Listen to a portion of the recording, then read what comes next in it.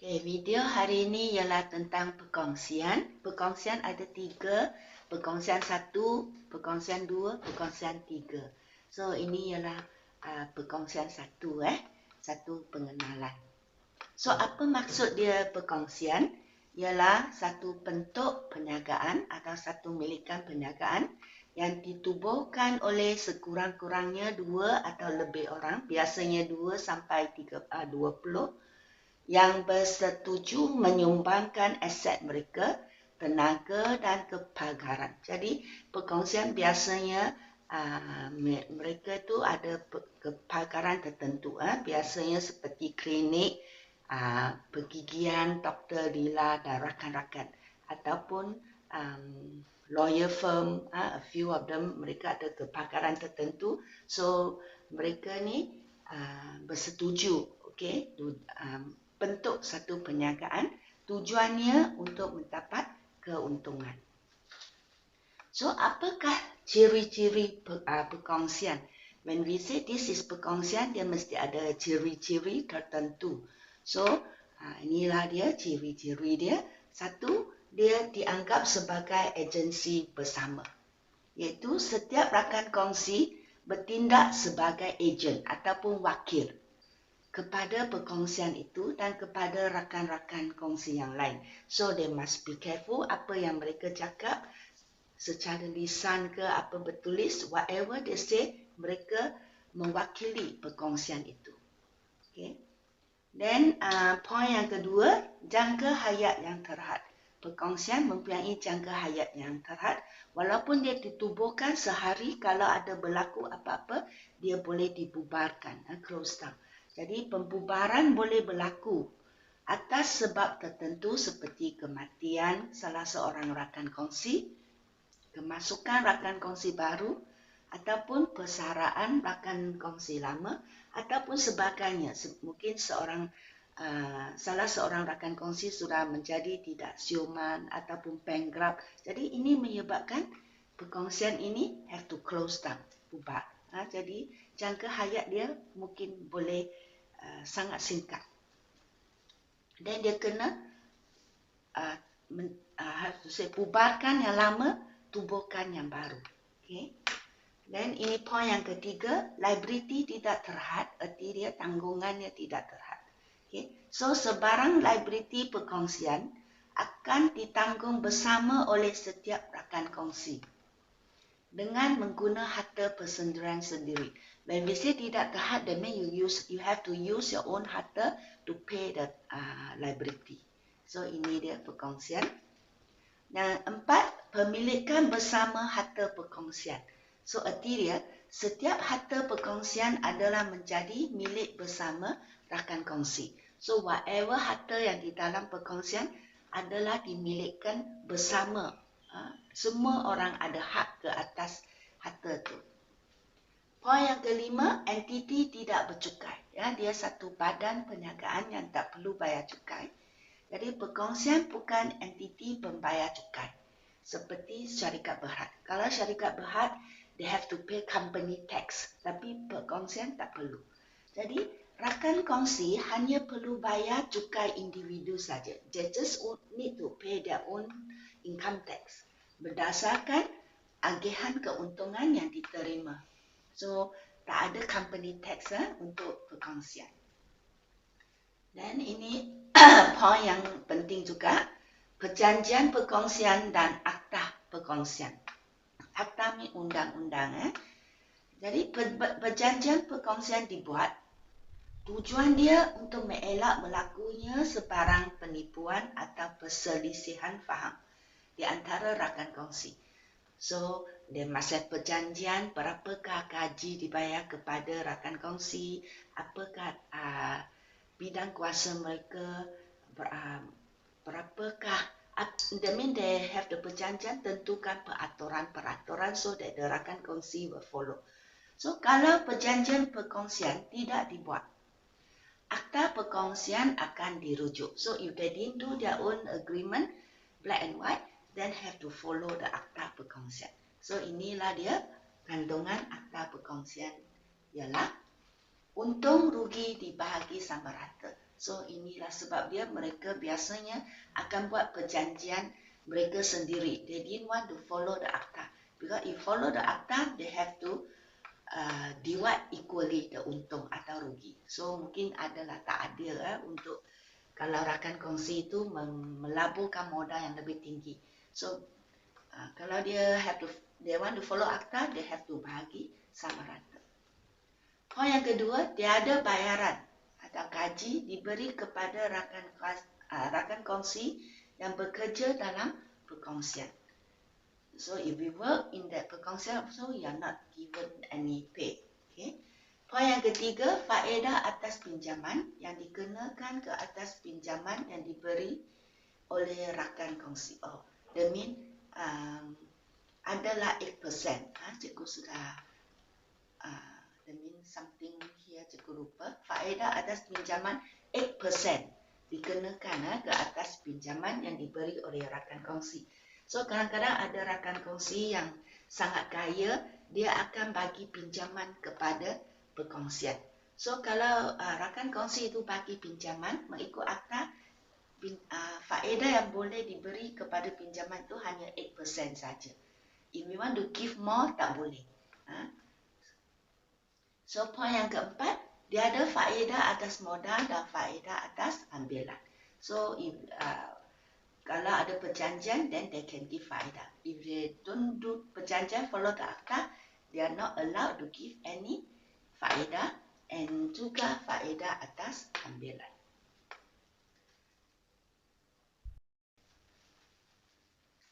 Okay, sekarang kita tengok macam mana akaun disediakan di bawah tajuk perkongsian untuk perkongsian.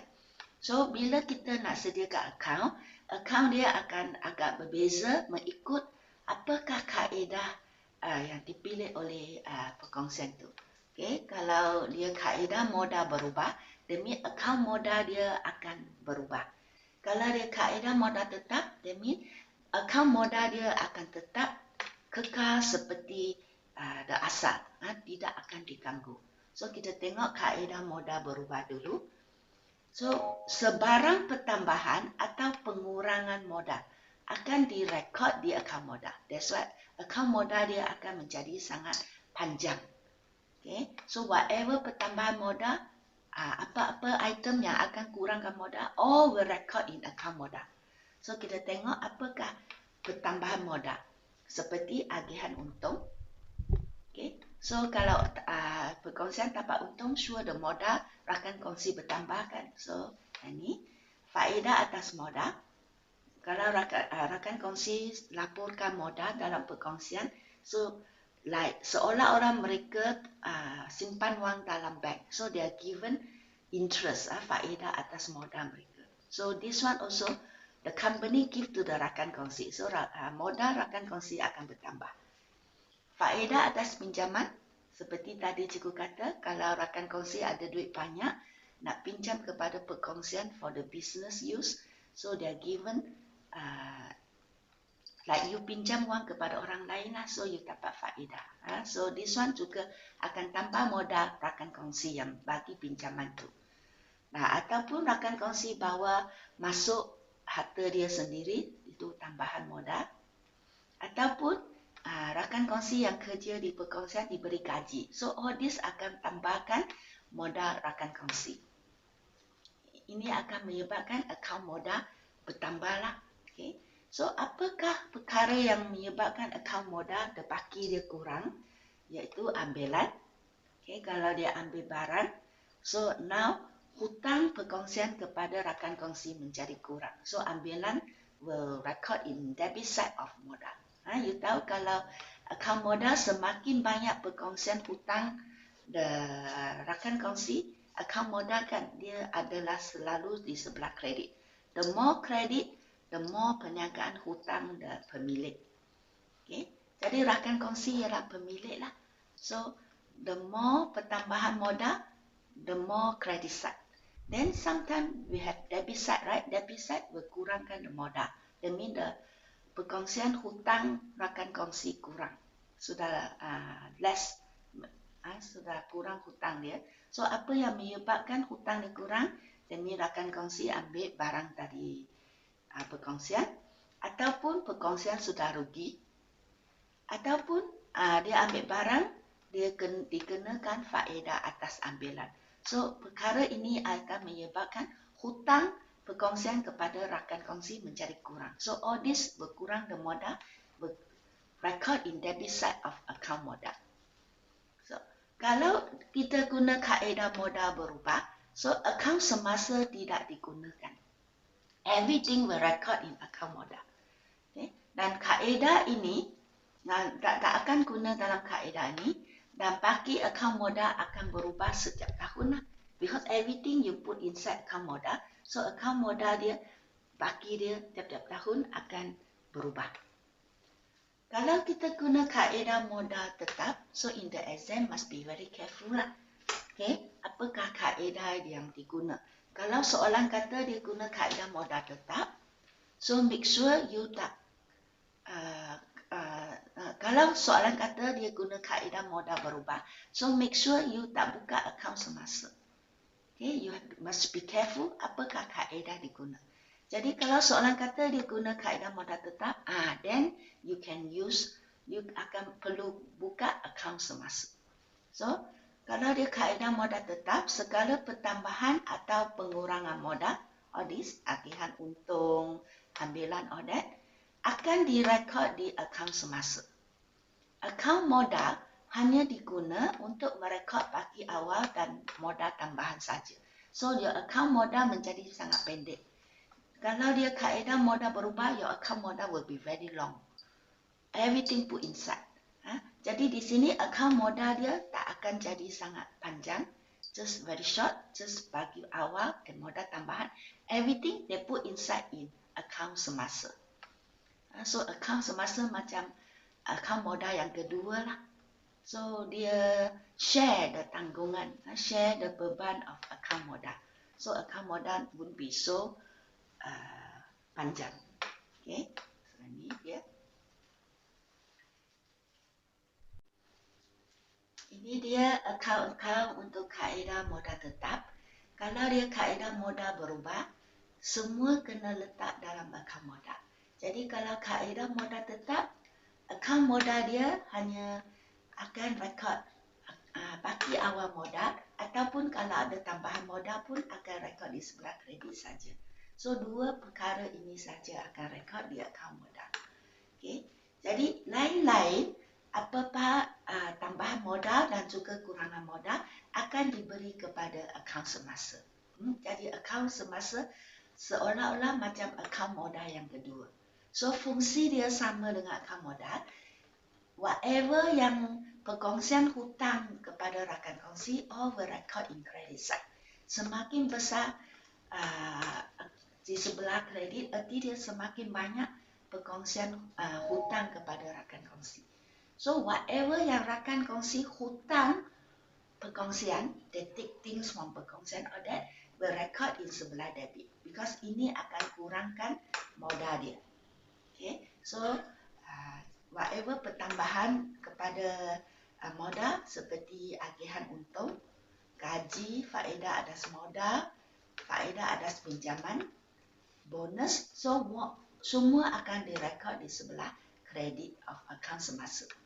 Then, kalau rakan kongsi ambil apa-apa barang daripada perkongsian, seperti ambilan, dan ambilan dicaskan interest, all this akan kurangkan the baki here, so we record in debit side. Debit mean tolak.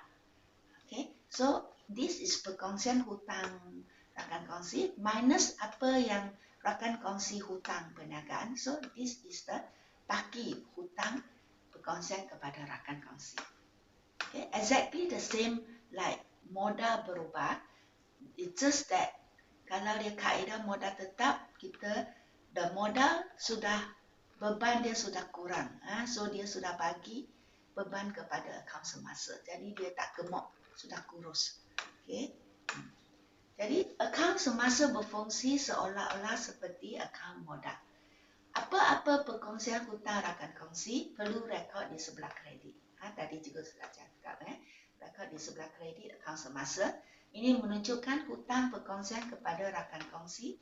Semakin banyak di sebelah kredit, semakin banyaklah hutang perkongsian kepada rakan kongsi.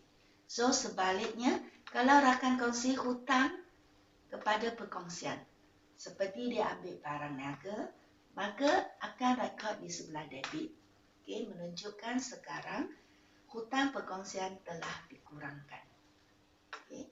So, jadi, kalau gaji dan faedah atas pinjaman sudah pun dibayar kepada rakan kongsi. So, di sini kita ada rekod gaji, ada faedah atas pinjaman kan, because mereka kerja untuk perkongsian, and di sini B pinjam kepada perkongsian dan perkongsian bagi dia interest. So, kalau we record here mean now perkongsian hutang rakan kongsi. Tetapi kalau dia sudah bayar, gaji itu sudah pun bayar kepada rakan kongsi, maka tidak perlu rekod di akaun semasa. Jangan you record di sana. Okay? Kerana kalau you record mean dia masih hutang. Tetapi dia sudah bayar, dia tak hutang lagi. So you don't record here. Whatever you record here mean perkongsian hutang dia. So, kalau sudah bayar, sometimes soalan kata dia hanya bayar separuh. So, maka hanya perlu rekod di akaun semasa ataupun akaun modal kalau dia kaedah modal berubah. Okay? So, hanya rekod yang mana yang masih hutang sahajalah. Katakan dia perlu bayar gaji RM20,000, tetapi RM10,000 sudah dibayar. So, RM10,000 masih hutang. So, yang masih hutang saja you record. Because when you record here, mean the perkongsian hutang dia. Kalau tak hutang, jangan record. Okay? So, macam mana I tahu dia sudah bayar atau belum? So, macam mana? Iaitu kita perlu semak imbangan tuga yang diberi dalam soalan. Ataupun maklumat lain. Soalan akan bagi tahu. So, you need to check. Okay? Kalau dia sudah bayar, gaji dan faedah pinjaman yang wujud dalam imbangan tuga adalah gaji dan faedah yang sudah dibayar. So, whatever yang sudah wujud dalam imbangan tuga mean yang sudah bayar. Okay, katakan dia perlu bayar gaji RM20,000. Dia sudah bayar, perkongsian sudah bayar kepada rakan kongsi RM10,000. So, RM10,000 yang sudah bayar akan ditunjuk di imbangan tuga di sebelah debit, will write there gaji rakan kongsi A. So, if like that, RM10,000. So, if like that, you know that dia sudah bayar. So, you jangan record di sini. You hanya record gaji at another part of gaji yang belum bayar sahaja. Okay? So, macam mana nak kira faedah? Kita ada faedah atas pinjaman, faedah atas modal, faedah atas ambilan. So, cara kira dia simple. Kalau faedah atas modal, biasanya dikira berdasarkan modal awal. Okay? Dan ataupun ikut soalan. So, kadang-kadang berdasarkan modal akhir.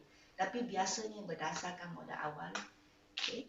Dan faedah atas pinjaman pula adalah berdasarkan the pinjaman yang diberi.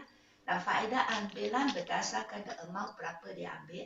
Dan faedah dia dikira mengikut kadar yang diberi dalam soalan. Sometimes 3%, 5%, ikut soalan.